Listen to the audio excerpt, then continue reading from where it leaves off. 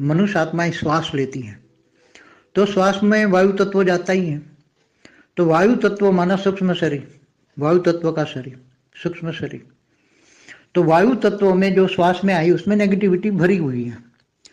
तो श्वास में आई हुई वायु तत्व में नेगेटिविटी जो है वो सूक्ष्म शरीर को इफेक्ट करती है, और सूक्ष्म शरीर को जब इफेक्ट करती हैं, डायरेक्ट सूक्ष्म शरीर का प्रभाव मन पर पड़ता है, और मन बार बार जो वायुमंडल में, जिस वायुमंडल में से वायु तत्व आ रहा है उसी का प्रभाव में, वायुमंडल के प्रभाव में मन आ जाता है।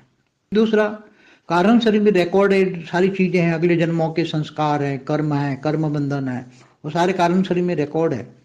तो कारण शरीर में से भी कर्म बंधन का फ्लो सूक्ष्म शरीर द्वारा उसको, मन को प्रभावित करता है। इसलिए सामने वाली कोई आत्मा ऐसी आ जाती हैं कि कभी कभी अच्छी लगती हैं, कभी कभी बुरी लगती, भले तुम जानते ना हो। तो आत्मा को देखने मात्र से, मनुष्य को देखने मात्र से पॉजिटिव या नेगेटिव जो मन में भाव आता है वो कहाँ से आता है?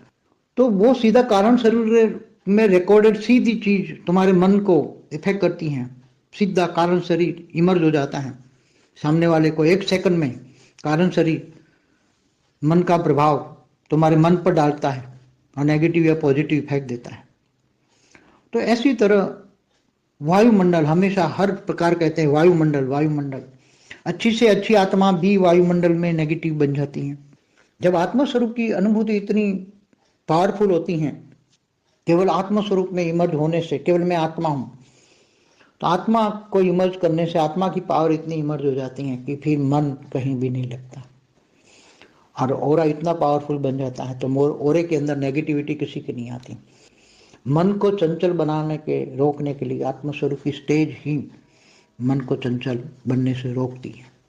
इसलिए अल्टीमेट तो ज्ञान आत्मस्वरूप में, प्रैक्टिकल में आत्मस्वरूप में स्थित होकर परम शांति का वायुमंडल देना है। परम शांति का वायुमंडल, चारों ओर वायुमंडल फैला के सबको अनुभूति कराएंगे। क्योंकि देखो, परम लाइट से परम महातत्व बनता है, परम महातत्व से परम आकाश बनता है। तो कहने का मतलब परम आकाश से परम वायु से परम अग्नि निकलता है। तो वायु भी आकाश तत्व से निकलता है, तो वायु तत्व भी आकाश तत्व को इफेक्ट करता है। इसलिए पूरा आकाश तत्व, पूरे ब्रह्मांड का आकाश तत्व भी इफेक्ट में आ जाता है, और धीरे धीरे आकाश तत्व इफेक्ट आने से ब्रह्मांड का क्रिएटर को भी इफेक्ट होता है। आकाश तत्व भी महातत्व को इफेक्ट करता है, और महातत्व फिर धीरे धीरे करके निराकार को, परम लाइट को इफेक्ट करता है। परम लाइट धीरे धीरे खत्म हो जाती है, तब परमात्मा भी पूरे ब्रह्मांड को वाइंड अप करने के लिए मजबूर हो जाता है।